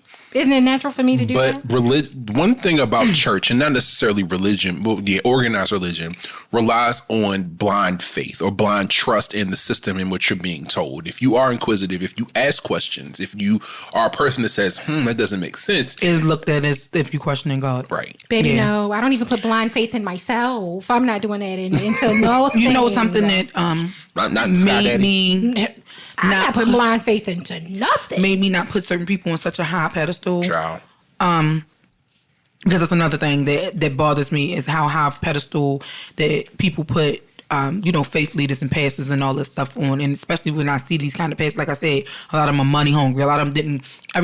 I'm going to say this, and it's probably going to piss a lot of people off. And I'm fine with that. Oh, well. But every man of God is not a man of God. No, they're not. Everybody was not called to be a pastor or a faith leader or, a minister or nothing. A lot of them go into the field because they see It's easy money. the benefits and they see how gullible people can be, right? It's easy money. So my issue, I remember having this conversation many years ago with my pop, and I remember him saying, he would go to the little retreats and conferences and stuff like that. And he told me one day, if you would see the amount of women we see going in and out of these pastors' hotel rooms and stuff. I believe it. And of course, they're all married men. All believe married it. men. I believe it. And a lot of times the first ladies don't come with them, of course. So, and then a lot of times the women that's going into these rooms with them are ones who are, who have positions in the church as well. They're secretaries. They're the choir director, the lady that played the organist, the lady on the usher board, the lady who sits in this group with his wife every damn week and grins and skins and smiles and face. Oh, you got such a good husband, sister, such and such. First lady, such and such. Oh, you are so beautiful, first lady, such and such. But you was laid up with first lady, such and such husband last night. I don't understand it, and I can't. Go ahead, Key. Let it out. No, it's just what she's saying is But like it resonating. But it the message shook my is faith. hypocrisy, right? Yeah. Yeah, It's the hypocrisy is an issue for me. It shook my and I would say, like, again, if you're from Baltimore, you know who Jamal Bryan is. Okay, It's Baltimore's And when favorite hippocristian. that's what he called him, a hypocrite. But what bothered me so much about the stuff that came out about him sleeping with all these different women in church and having these babies by women outside of his marriage. Allegedly, because we don't want to get sued. Oh, No, yes, allegedly. Okay. Allegedly. Allegedly. Or Okay. reportedly. Allegedly having babies outside of his marriage. Hold on, and- sidebar. Allegedly, according to the text messages that got leaked, and he was actually agreeing that he did send those text messages and Yes. that baby was his and that he Yes. wasn't taking care of that baby. And he Allegedly. told that girl that he didn't want that baby, and then allegedly told that girl that he wasn't helping her with that baby, and then allegedly asked that girl to show back up so that he And could that was see the her again. newest baby. That wasn't the That's ones he another had one. while he was still married. It's a little It's boy. one that came A couple after years. his ex-wife had started on Potomac already. We're Yes, not it's a talking about new the baby. funeral director's daughter, baby. We talking about somebody else. Yeah, from a very popular funeral. We going to talk about director. that after we But get yeah. off. I'll stop recording. But allegedly. Allegedly. Bringing them in. But what I bring that up to say, when all of his mess started to come out, what I did not respect about him is he refused to sit down. He would not sit down when they asked him to sit down. He didn't think he should have. I don't feel like he was ashamed of anything that he did. And there was so many people who I got into it with a grown ass man in the barbershop because that got brought up. And he said to me, "You act like you sleeping with him." I say, "Well, actually, you act like you the one sleeping with him because you're very defensive right now." I said, "This is stuff that has been put out into the public. There's evidence to back all of what has been going on, but people will blindly follow behind these pastors because they have the name pastor in front of them, or bishop, or whatever in front of them. They blindly follow these people, not realizing there's a man too. He's not above you. He's not God. Another flawed human. He's not above God. So to put all this faith in him and blame everything on everybody else and not him, it's crazy as shit to me. It's crazy. And that's, again, that did kind of contribute to, now that I think about it, why, I stopped going to certain churches. Because I would never go sit in old boy church. I refused. Somebody had a funeral there one day. I said, "Oh, I'll see y'all at the repast. I'm not coming." I did not want to go sit in his church.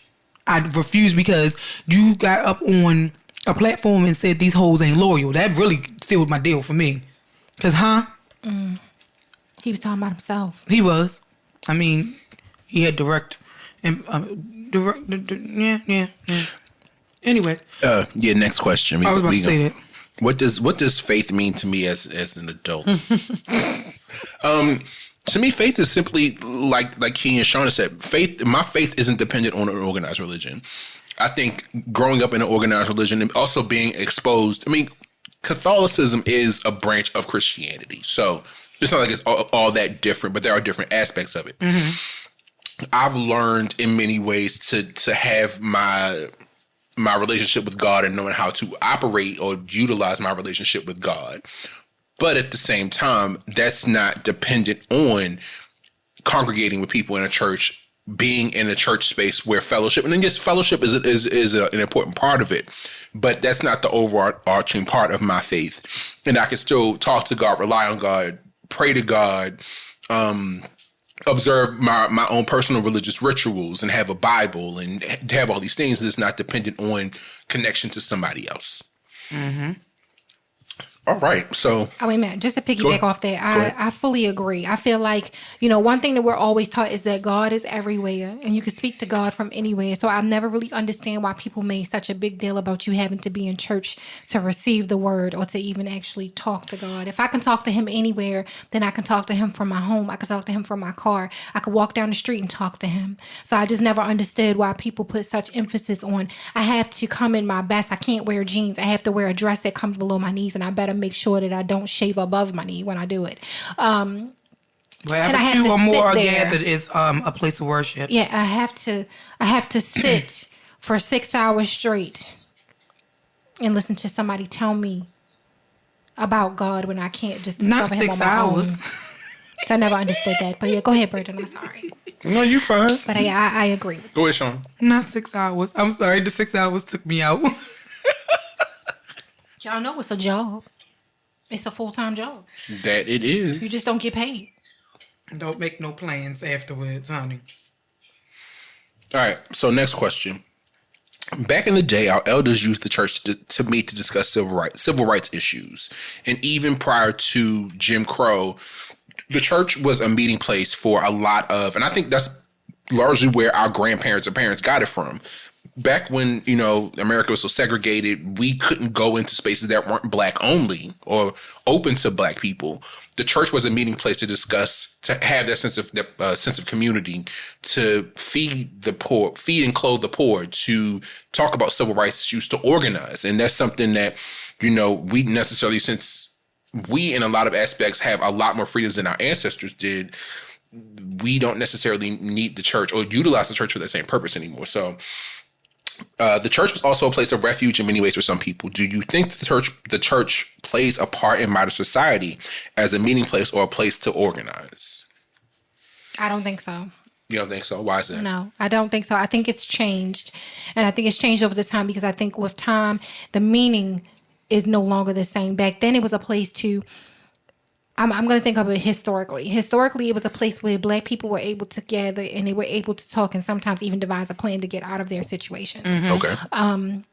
Right now, it just seems like a place to showboat. to my understanding. It doesn't seem like a helpful place anymore. It doesn't seem like a place where we congregate and we try to help each other, but more so kind of be flashy and say, this is what I have, this is what you don't have. Now, is that because today there are more avenues for us to get messaging out, whereas back, let's say in the 50s and 60s, church was the meeting place for the community, whereas now you can turn on TV and see black anchors, there's social media, there's in the internet, there's so much I believe so. more. I can agree with that to an extent. Yeah. And how so? Like you say, we are a different generation, so it's more ways than one to spread a message. Right. So, and then again, with like this whole thing is about, we as millennials don't really turn to the church the way that our ancestors may have, because that's all they had. Mm-hmm. So they felt like that's all they had. And the church was different back in the day. Yeah, it was scandals and all that stuff going on in the church. Of course, it just wasn't as widespread because they didn't have the same means to spread the shit. It wasn't no social media. It wasn't no, you had to send shit Pony Express. Sister you had to put it in Albertine you had was to put it in social. the afro, which was my uncle back in the day, from what I heard. You couldn't tell him nothing because everybody knew. That's what my great-grandmother called him, Afro, like the Afro newspaper. So that's how news got spread back then. But I don't know. I haven't seen it in a long time. Did they still make the Afro-American? I'm gonna look that up. Those, okay, if y'all didn't catch that. The Afro-American was a local paper in Baltimore that was made for the African-American community. Mm-hmm. We used to get it delivered along with the Baltimore Sun up until I was a teenager, but I don't recall. I haven't seen it in a long time. I don't know. I'm gonna look that up though. But so we didn't have the same means with church because a lot of them congregated with each other. That's how things got spread. But now, no, it's social media. I think it's more so the base of all of this stuff now versus going through the church. And again, a lot of people in the church is not in the church because they were called. They not. Some people you can hear preach and you just something about it, you feel it in your spirit. Where others they preaching and you just feel like they're putting a show on. Mm-hmm. Like I have a nephew who is 16 years old and he's a minister, and that boy can preach. Do you hear me? I've been preaching like that since he was younger than that. Of course, he's still young. He's 16. Been preaching like that as long as I've known his mother. Whereas this grown man who decided to become a pastor because, his daddy was a pastor, or his granddaddy was a pastor, but that don't mean that was the path that you should have followed. But a lot of them follow it as because that's what they told they're supposed to do. Mm-hmm. Everybody is not meant to preach the word of God. They not. And you can tell the difference. I sit there and watch some of these infomercials with these, with the Joel Osteens and the Peter Popoffs and all that other stuff. I don't feel nothing when they start talking. I'm sitting there like, oh, okay. I feel like they are acting like they're putting a show on. I don't feel anything. You don't think it's genuine? No, I don't. Because if that's the case, I'm about to order me some Miracle Spring Water. That's why them commercials come on 3 in the damn morning. You know what? I think also it's a lot more resources that were in the church that are now outside of it. So now you don't necessarily have to go to church to get the help you may have needed from church. Like the food pantries and getting money to pay your bills and your rent and stuff. And all of that stuff like that. And some of the churches claim they can help you, but they don't, because I knew one church, the pastor was driving around in the Bentley, but his people were losing their homes and they didn't have cars. They were walking to church and catching a bus to church and all that other stuff. And he was driving a Bentley. And his church was in the hood. Like the hood. And you know what happened? I'll tell you what happened. The church got struck by lightning and caught on fire. I said, God is trying to tell you something. Right now. A loved one actually attended that church. So you know what church I'm talking about. Mm-hmm. Okay. I know. But I'm not sure if y'all heard of this. It was in the news within the past couple of years where it was a pastor in New York. I think it was Brooklyn or Harlem.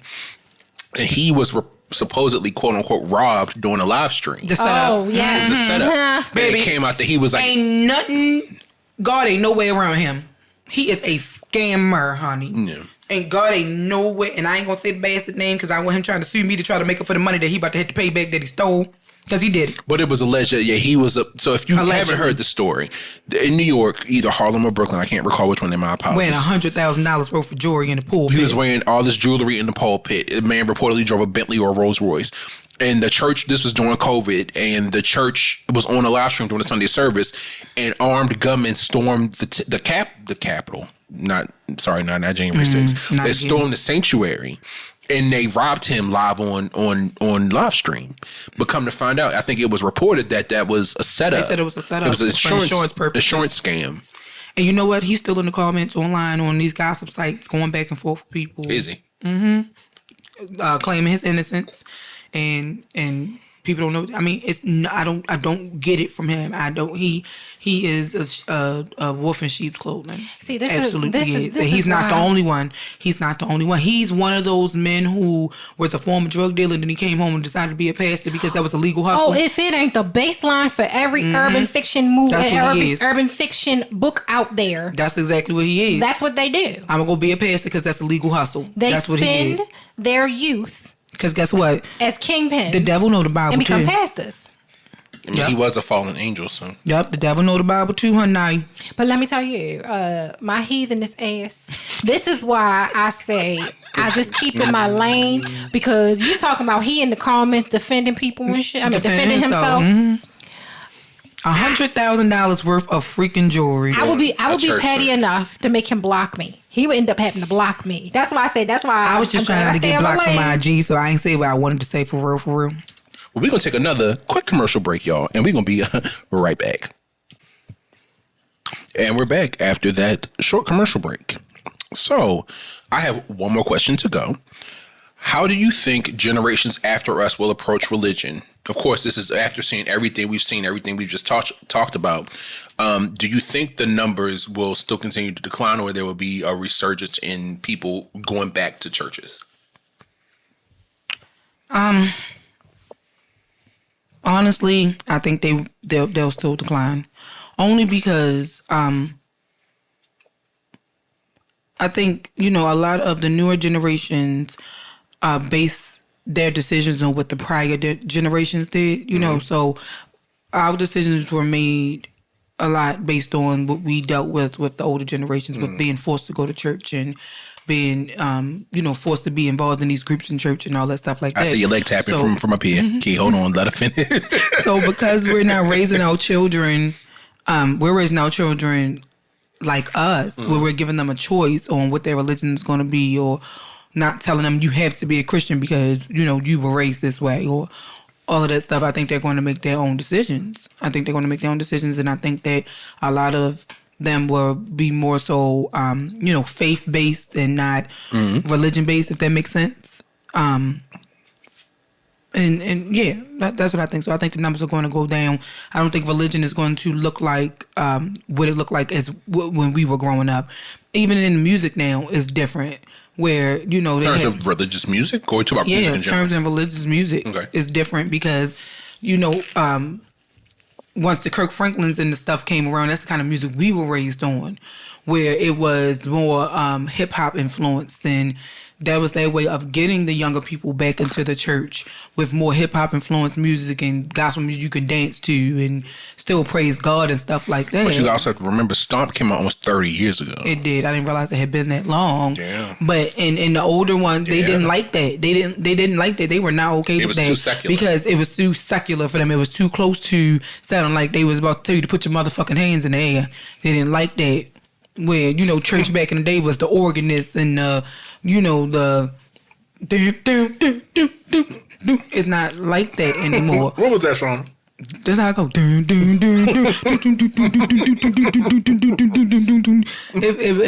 was more like that, and it's not like how we were saying earlier. I love God. You don't love God. What's wrong with you? That wasn't the past back in the day when our people were growing up and stuff like that. I wouldn't even say back then.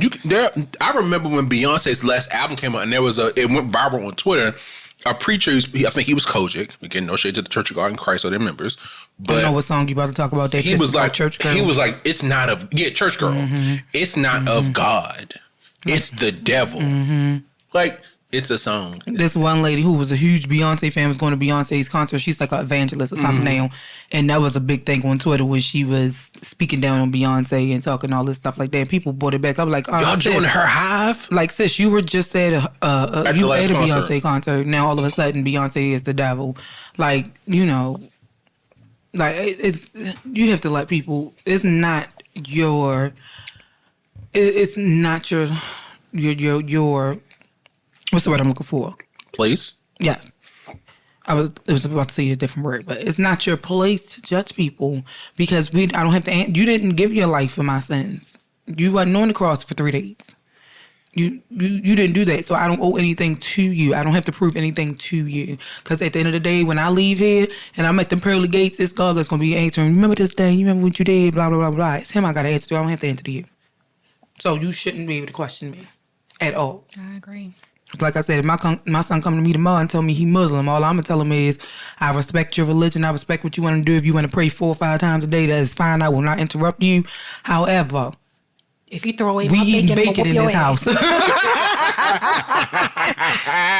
Now, I will buy you some turkey bacon or some beef bacon, but don't touch my pork bacon here.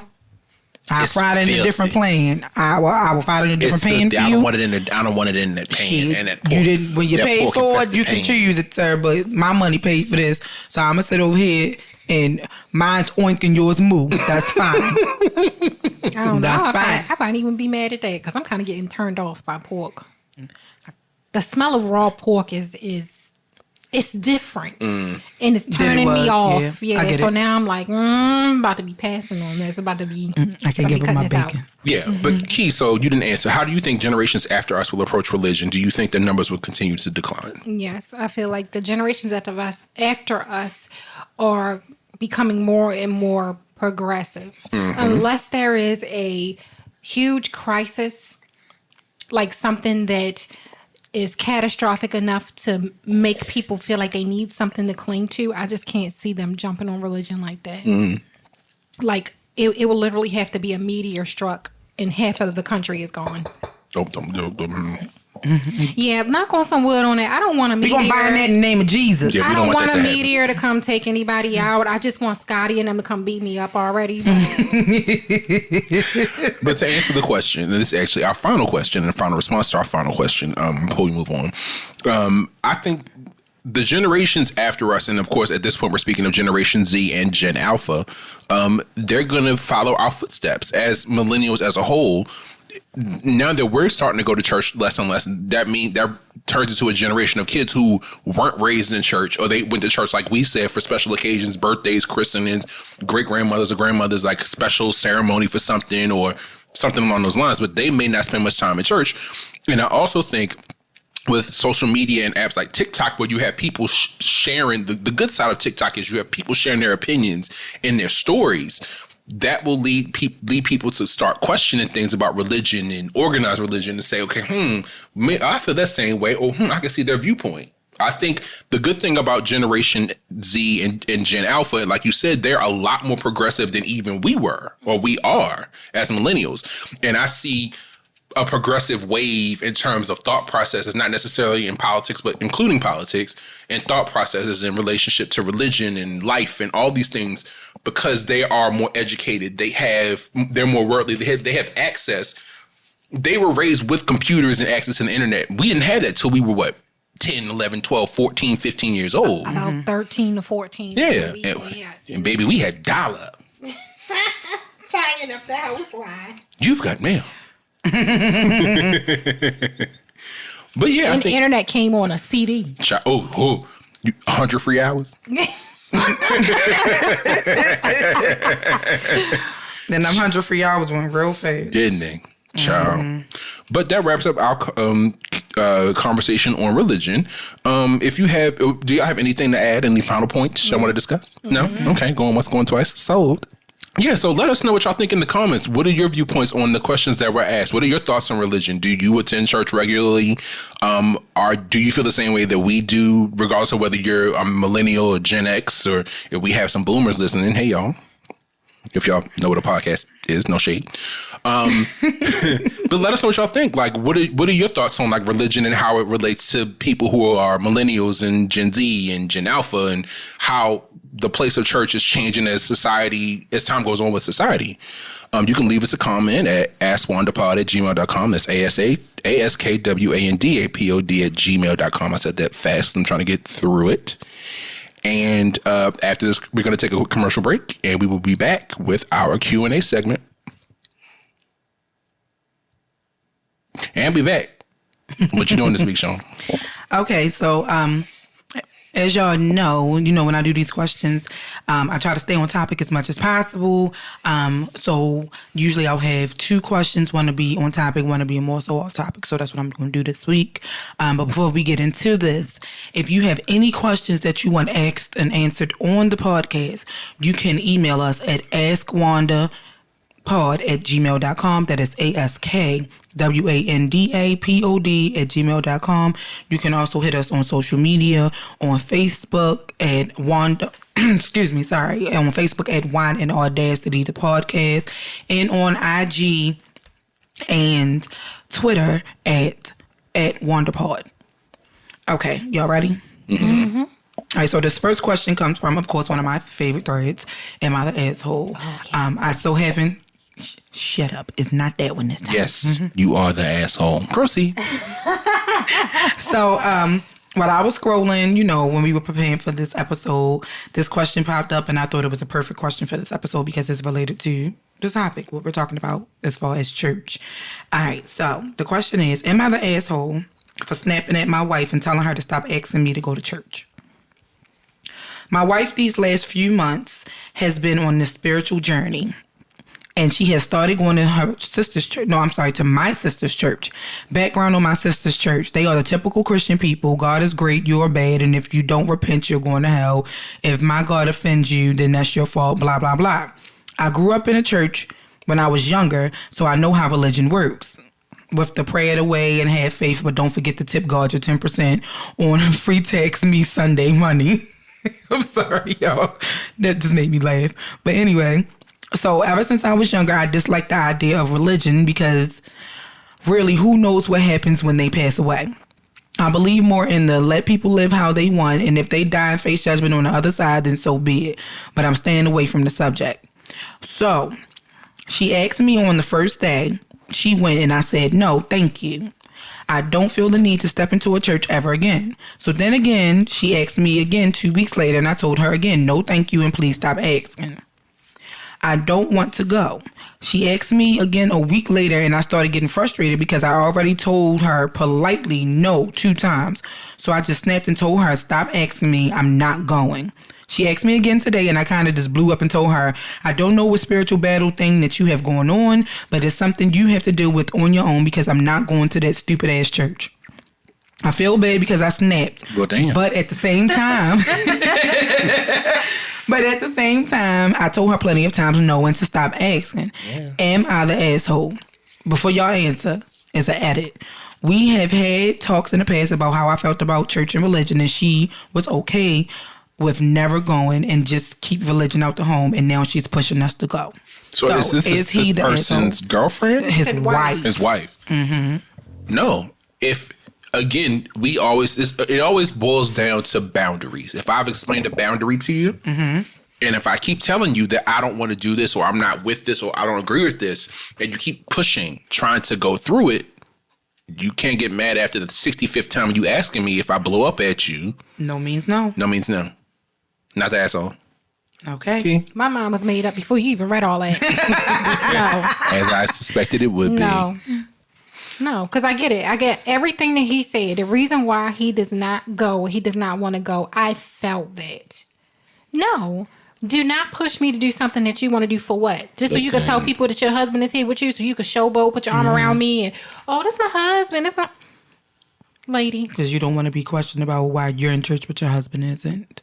I actually have a family member like that whose husband is not really into church, but she is. And she finally accepted the fact that he's not going to go. Now, he goes for certain stuff, like he'll go for special events with her, holidays. It was a church concert or something recently. He went with her for that. But she just stopped pushing, and she didn't let it change her faith. She continues to go. Right. When she has a chance, if she's not working on a Sunday or whatever like that. She finally got to the point where she wasn't going to push him. She wasn't going to let it shake her faith. So I respect that. I do think people need to be equally yoked. I will agree with that. But some people it may work for, because especially if it's a conversation that you had prior to, becoming... being in a long-term relationship with this person, or moving in with this person, or marrying this person, or whatever. You got to respect that, maybe that's... And if the rest of your relationship is fine and your marriage is fine and all that stuff, because the way I was brought up, again, being a GPK, or a PGK, sorry, It was about people being... What's that, a street game? You stupid. It was... it do sound like one, right? Uh-huh. It was, you have to be equally yoked. Yeah. And I personally don't really believe in that because sometimes you're not going to be equally yoked completely. In certain aspects, it matters. But I don't know necessarily if it really matters when it comes to religion. I think it, to an extent, it does, but I don't think it would necessarily make or break. Some people have made it work. I have a friend who is not really into religion, but she married a Muslim. You said something that's interesting, and I want to ask a question about that. What does being equally yoked in terms of religion mean? So the way I took it when I was growing up, was that equally yoked meant you had to be of the same religion. You had to have the same values and morals and the same work ethic and all that stuff like that. And I really just think that that's not always necessarily true because, like I said, my friend married a Muslim. She didn't convert, and they not raising their daughter Muslim. I think they're raising their daughter to choose which way she wants to go. But she's not really. I wouldn't necessarily categorize her as a Christian either, but yeah, she didn't convert when she married him. She still that bitch ate so much bacon in my house one goddamn day. So you know what I'm saying? So in my mind, yes, people do need to be equally yoked. You do have to have the same hustle and the same drive and all that stuff. But I think if you can work it out religion wise, then hey, who's to tell you? Because some religions don't want you marrying outside your religion, but sometimes that's what works. That's what works for you. Yeah, that's true. All right, so y'all ready for the next question? I got a funny one. Got a really funny one. Like Carlos didn't help me. Yeah. It's almost as funny as that.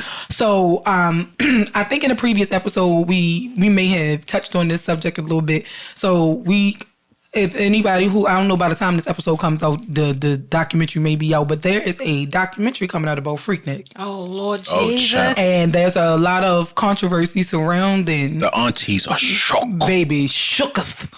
So there's a lot of controversy surrounding it because some of them people who were at Freaknik back in the 90s and all of that stuff was doing some shit. Teachers and doctors and lawyers and judges. And some more shit. And they don't want nobody seeing them face down ass up. In the word of Queen Evelyn Braxton, you're laying it low but spreading it wide. Oh my God. So I came across this question and I thought it was really, really, really funny because it's related to religion and it's related to the Freaknik thing. So I'm going to read this to y'all. This came from IG, y'all. Hello, I'm a church first lady, upstanding member of my community, an active sorority member with 2 grown daughters. Imagine my shock and horror at the Freaknik documentary that's on the horizon. I did many filthy things that I am not proud of, resulting in an embarrassing disease and unwanted pregnancy. I've seen a glimpse of my younger self in the leaked Freaknik footage. What should I do? I was blessed not to have YouTube and social media record my every move back then when I lived outside of the Lord, but the past is back to haunt me. This doc will ruin me. There's a lawsuit to stop the footage, but I don't want my name attached. Advice. Girl, you better accept that. You did your dirt. Own it. You did it. Own it. Is it religion about forgiving? And that's what I was just getting ready to say. You said that you are a church first. I'm in the nag. Go ahead, John. You just said that you are a church first lady. That means that you have read that book front to back and foul. To forward. So you should know this should be all about forgiveness. You know all about sin, especially because you committed it and it's been documented. Now, if you don't want your kids and potentially grandkids seeing you give somebody a little tap. No.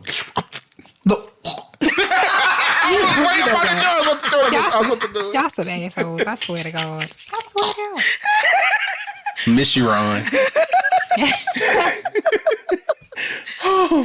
I mean, if you don't want that to get out, that's understandable. But at the same time, because you know who you once were. Exactly. But isn't that what life is about? The Lord. Life is about growth and evolution, and you have evolved as a person. Things that you did in the past don't necessarily You know what's all. Y'all is crazy. Don't ever try to make it seem like I'm the one to be corrupting y'all, okay? Who said that? Who said that? I'm putting it on the record. Putting it on the record because I'm the first one to say it. I'm a heathen. Don't nobody see. I ain't the bad one all the here time. just nodding emphatically. Yeah, okay. Like nodding Shauna's laughter gave you away. Oh, she did it? Yeah. I'll say it. It's growth, but the opposite of growth is. Oh my God. I'm sorry, Key. Go ahead. I don't even know what I was saying anymore. But girl, you better just sit your family down and tell them the truth. Just prepare them. Once upon a time, not long ago, I was a hoe, and I'm admitting it. Oh my God. Brandon, stop with the silent laughter, goddammit. You got people out here thinking Shauna just by herself, and it's you too. Is it me? I'm just sitting here. Listen, anybody who know me that's listening to the show know I ain't got no damn sense. Y'all know it wasn't just him because he sounded like he need his asthma pump. Go to hell. See? It do because I'm out of breath. Yeah, because you was laughing your ass off. That's why. And I'm sweating too because it means I was laughing so hard. Yeah, sis, goodness. everybody has a past. They do. And I guess yours, you was busting it open on the street corner in Atlanta. I mean, wide open in the television back. It's okay, sis. The Lord will forgive you, baby. You don't need nobody else. She ain't worried about the Lord. She worried about the community. The community. and also, I kind of want to say that the footage has been available on YouTube for years Many now. years, So, I mean, many it's not years. like it's just new footage. It's all been on YouTube Because for they've been 20 started years. converting VHSs to DVDs. But I guess the issue now is that people weren't just looking it up on Facebook. On They YouTube weren't. because they had no reason to. But Nope. now it's a huge documentary. Her sons and her son friends and all of them probably about to be watching it. But let me just say, Now, she said resulted in an unwanted pregnancy, but she didn't say what happened with said pregnancy. She didn't say if one of those grown daughters was the result of that unwanted pregnancy or if she got rid of that unwanted pregnancy. That's a question I would like she to gave know. the baby up. That's a good question. Child. child, Ooh, baby. that's why honesty is the best policy. If is. I did some stuff like that and I knew that my son was going to be able to see it one day, I would have to just sit him down and prepare him early. Listen. Listen. Trey. How do you think you got here? Your mama used to be a whore. That's why your daddy still won't leave me the fuck alone. She and I just Child, really well. if I you was a ever say anything like that to him, whore. please make sure he's old enough to drink. Yeah, please. Please. Or at least be Because like, my yeah. baby going to be scarred. Because you're not going to filter it and you're not going to say it gently. He gonna look disgusting. Wait a minute. I have to tell y'all a story about your baby. No, Lord, here we go. Picture it. Baltimore, 2023. What do you do now? He calls me the other day because the school bus was late. So I said, all right, stand out there for a few more minutes. If the bus don't come by the time I get dressed, I'll come drop you off at school. He called back. He was like, Mom, he finally pulled up. I was like, okay. So that afternoon, the bus was late again. He calls me, Mom, the bus is not here yet. I said, well, Trey, ask somebody out there if they can get in contact with them to see if the bus is just running late or what before I come up there and get you because it's cold and it's raining. I really don't want to come out the house if I ain't got to. I love you, and I will come out and get you. I ain't gonna leave you stranded. Right. But if I ain't got to put no clothes on to leave this house, I ain't coming. And it also is teaching him to deal with the issue before coming in. Yeah. So we waited a few more minutes. I waited like 10 more minutes. I call him back. I said, Trey, the bus there? Yeah. He was like, no, he's still not here. I said, all right, Trey, I'll be there in a few minutes. I'm on my way. So I put my phone down because I'm thinking he gonna hang up. He didn't hang up. So I picked the phone up. I'm like, Trey. I hear him in the background talking. I wish I had known this motherfucker was gonna be late because I would have stayed the fuck home. It's fucking cold out here. It's fucking raining and shit and he's fucking late again. I wish I had fucking known this. I would have asked my mom if I could have stayed the fuck home. I didn't want to fucking come to school any fucking way. Trey. He never answers me because he doesn't realize that the phone is that he didn't hang up. Oh, my baby. And he must didn't have his earbud in. So anyway, I hangs up the phone. I gets in the car. I'm on the way to go get him. Something say call back. So I call back. I said, Trey, is the bus yet? Yeah. He said, Mom, the bus just pulled up. I said, damn it. I knew I was going to do this as soon as I left the house. So I go back. I don't say nothing while he on the phone. I go back in the house, take my clothes back off, put my pajamas back on, sit back down, finish working. He walks in the door. He comes in the door just as nice. Hey, Mom. I said, hi, Trey. He come in. He always come in to give me a kiss on the cheek or whatever when I'm sitting there working. I said, Trey. He said, yes. I said, you know you didn't hang the phone up, right? He gonna say, oh. Look, he looks at me like, you should have seen his face. Oh, my bad, Mom. I couldn't even get mad at him because I'm pretty sure I would have reacted the same way. That's you. Standing in the rain, Nigga, in the that's cold. you. Yes. I probably would have reacted. That's just you. I didn't even get mad. With I a just deep was like, voice and a dick and balls. It's you. Yeah, pretty That's much. you. I couldn't even get mad because he used Had curse your words face. in the right context. So Where do you think you got it from? Yes. Where? That's you. Where did you get that from? I was just sitting in the room like, I told your ass when you was pregnant, you gonna have you. And you did. First of all, because you fuck was both cussing of like that y'all. at that age. I was, you right. I was cussing it before that age, but we're not going to talk about that. I've been cussing since elementary school. Come but on, okay. come on. My boy seasoned the language correct. I'm so proud. I say he used the shit in the right context, so I couldn't even be mad. and at least he wasn't talking to an adult. He you wasn't. know? He was talking to his schoolmates, and I heard the boy in the background co-signing like, "Yeah, this some bullshit." Like,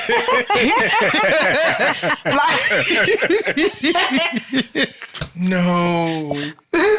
this has been your daily dose of the shit that I put up with a teenager. Is there another question, Shauna? No, that was it. Poor baby. Well, I mean, at least we know he gonna be a cusser. Accurate.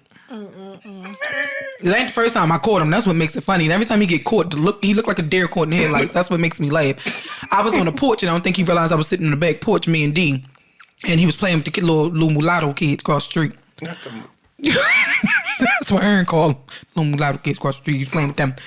And the boy did something to him. Trey was like, man, fuck you. I was like, Trey, he said, huh? you ain't seen me over here, did you? No. Hi, Mom. I'm not. We'll talk about it later, Trey. We'll talk about it later. So this is what I deal with. This is why I only have one child, Jesus. And on that note, we are going to wrap up this conversation here.